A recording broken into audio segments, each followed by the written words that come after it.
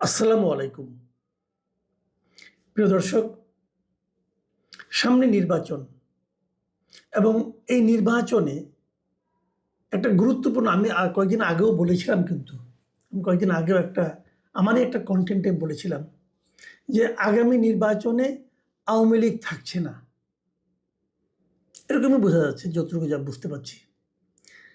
কিন্তু ইন্টারেস্টিং হচ্ছে আগামী নির্বাচনটা নিয়ন্ত্রণ করবে আওয়ামী লীগ।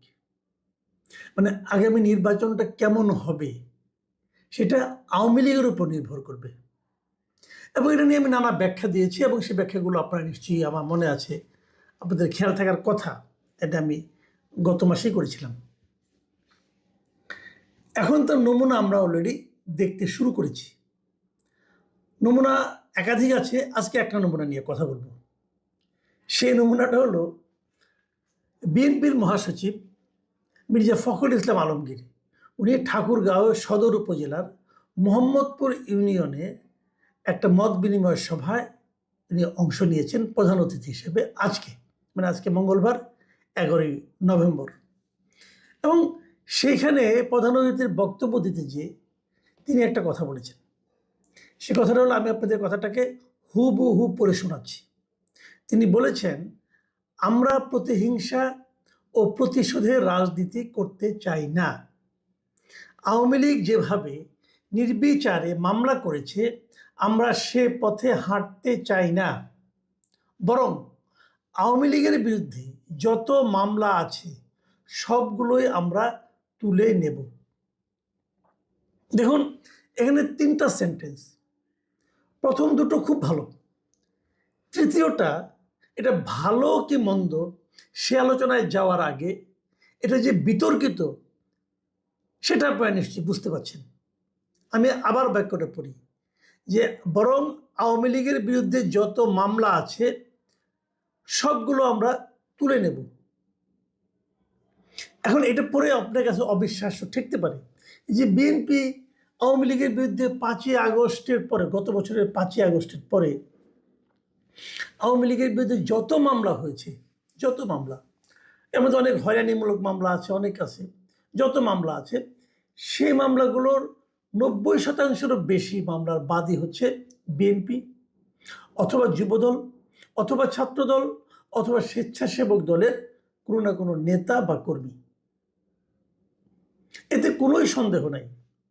তো আওয়ামী লীগ বিভিন্ন মামলা বাণিজ্যের কারণে, মানে যাদের মামলা বাণিজ্যের কারণে এত কষ্ট করেছে, এত হয়রানির মধ্যে আছে, অনেকে বাড়িতে থাকতে পারে না, দৌড়ের উপর আছে, সেই দলটার এই মহাসচিব বলছে যে তিনি সব হয়রানিমূলক মামলাগুলো, হয়রানিমূলক বলেননি, বলেছে আওয়ামী লীগের বিরুদ্ধে যত মামলা আছে সব মামলা ওনারা উঠিয়ে নেবেন।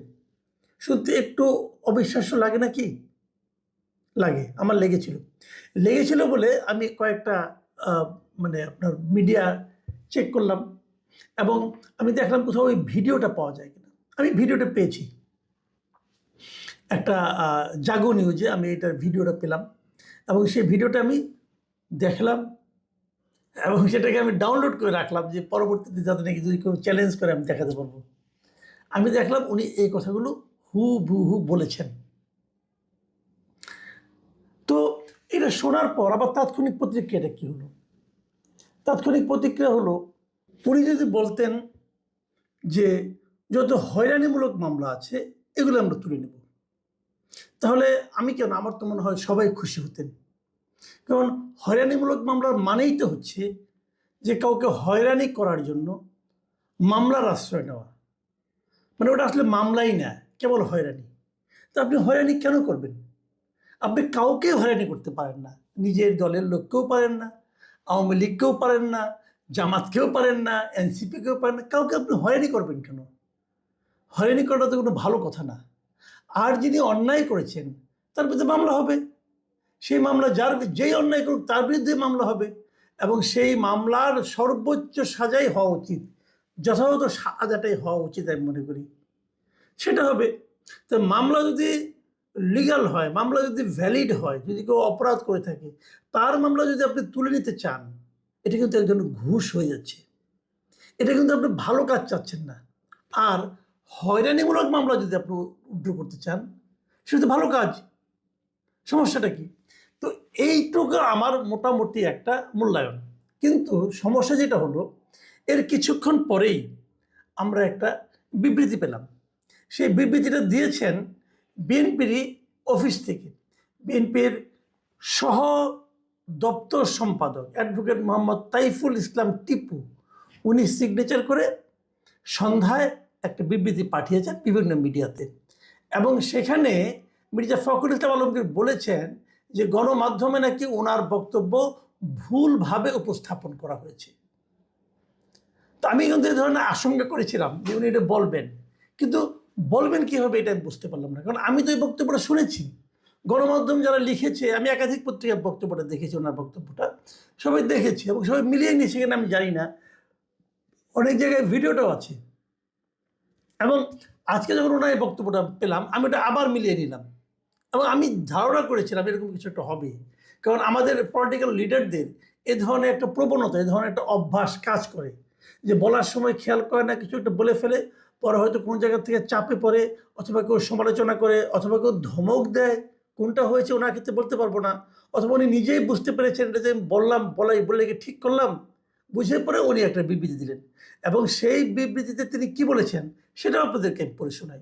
তিনি বলেছেন, আমি আমার বক্তব্যে বলেছি যে আমরা প্রতিশোধের রাজনীতি করতে চাই না, আওয়ামী লীগের মতো হয়রানিমূলক মামলা করতে চাই না। আমি আমার দেওয়া বক্তব্যে আরও বলেছি যে এই ইউনিয়নে হয়রানিমূলক কোনো মামলা হলে আমরা তুলে নেব, কিন্তু দেশব্যাপী হয়রানিমূলক মামলা দায়ের কিংবা মামলা তুলে নেওয়ার বিষয়ে আমি কোনো বক্তব্য দিইনি। এটা হলো ওনার নতুন ব্যাখ্যা। মানে ওনার আগের দেওয়া বক্তব্যটাকে উনি এক্সপ্লেইন করে এটা বলতে চেয়েছেন, কিন্তু এইটা যিনি যা বলেছেন এটা কিন্তু উনি আসলে উচ্চারণ করেননি ভাই। আমি মির্জা ফখরুল ইসলাম আলমগীর আপনাকেই বলছি, আপনি ভিডিওটা আরেকবার দেখেন, আপনি কি বলেছেন। আপনি যা বলেননি, হয়তো আপনি এটা বলতে চেয়েছেন, হতে পারে এমন, কিন্তু অনেক সময় এমন হয় যে আমি বলতে চেয়েছি কিন্তু পরে আর বলা হয়নি, অথবা অন্যভাবে বলে ফেলেছি, উচ্চারণে একটু ঝামেলা ছিল, হতেই পারে। সবচেয়ে ভালো কি ক্ষমা চান, যে আমি এটা বলিনি, অথবা যেটা আমি বলেছি এটা আমি বলতে চাইনি, মুখ দিয়ে বেরিয়ে গেছে, হলো। কিন্তু আপনি যে ব্যাখ্যা দিলেন, এই ব্যাখ্যা দিয়ে বিষয়টাকে কিন্তু আপনি আরও আউলিয়ে ফেলেছেন ভাই, সিম্পলি আউলিয়ে ফেলেছেন, লেজে গুবরে করে ফেলেছেন। আমি আপনাকে বলি কেন, যে কথাটা আপনি ব্যাখ্যাটা দিয়েছেন খুব তাড়াহুড়োকে ব্যাখ্যা দিয়েছেন, তো কে ড্রাফট করেছে আমি জানি না, এখানেও কিছু ঝামেলা কিন্তু আছে। যেমন ধরেন, আপনি বলেছেন যে আওয়ামী লীগের মতো হয়রানিমূলক মামলা করতে চাই না। এর অর্থ কি? এর অর্থ কি আপনারা কখনোই আওয়ামী লীগের মতো হয়রানিমূলক মামলা করতে চান না? গত বছর 5 আগস্টের পরে কি কোনো হয়রানিমূলক মামলা বিএনপির নেতাকর্মীরা করে নাই? বলেন করছে কিনা? করে নাই? নাকি আপনি বলতে চাচ্ছেন যা করছে আর নতুন করে করতে চাই না? এই তো বলতে পারেন যে এখন থেকে আর আমরা কোনো রকম হয়রানিমূলক মামলা করতে চাই না, হতে পারে এটা। তাহলে আমার প্রশ্ন হলো, ভাইরে, এখন আর নতুন করে কি মামলা করবেন? বাকি আছে কেউ?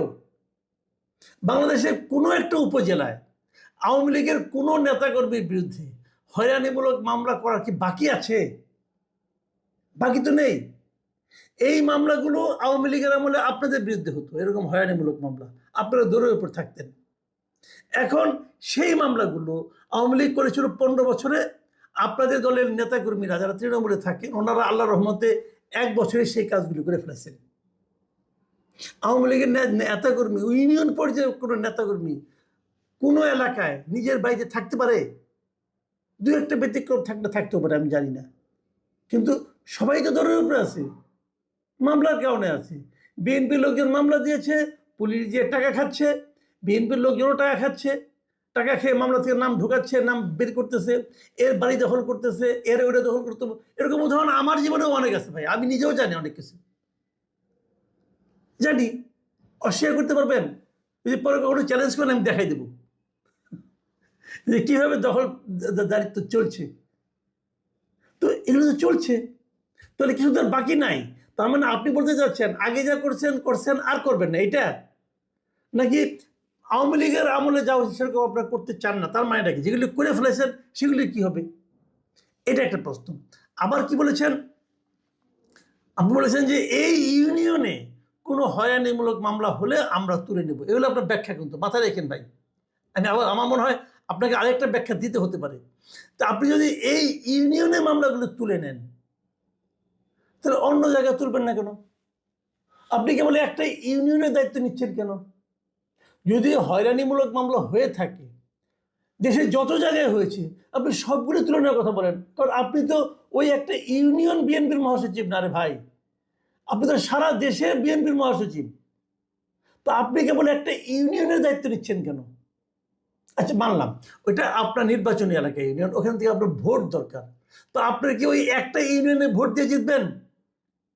আপনার উপজেলায় আর ইউনিয়ন নাই, সেই ইউনিয়নগুলির দায়িত্ব কে নেবে? আপনি কেবল ওই একটা ইউনিয়নে হয়রানিমূলক মামলাগুলো তুলে নেবেন, অন্য অন্য ইউনিয়নে যদি হয়রানিমূলক মামলা হয়ে থাকে সেগুলি কে তুলবে? সেগুলি তোলার কথা বলছেন না কেন? সেটা তো আপনার বলা দরকার। ভাই আমার মনে হচ্ছে ভাই আপনার সমস্যাটা কি আমি বুঝতে পারছি না, মাথা হলে গেছে কিনা জানি না। কিন্তু আমার কথা হলো এরকম হয়, যখন নাকি আপনি একটা কথা বলেন সে কথা থেকে ব্যাক করতে চান, তখন উল্টাপাল্টা ব্যাখ্যা দিন না। উল্টাপাল্টা ব্যাখ্যা দিলে আপনি আরও আওলায় যাবেন। আমি খুশি হতাম যদি আপনি বলতেন যে সারা দেশে যত হয়রানিমূলক মামলা হয়েছে আমরা সবগুলো প্রত্যাহার করে নেব। আমি বুঝি আপনি এটা কেন বলেছেন। আপনি বলেছেন আওয়ামী লীগের ভোট পাওয়ার জন্য, মানে আওয়ামী লীগের যে ভোটগুলো আছে সেগুলো তো কোথাও না কোথাও দেবে। এগুলো কিন্তু বিএনপি পাবে বলে মনে হচ্ছিল না।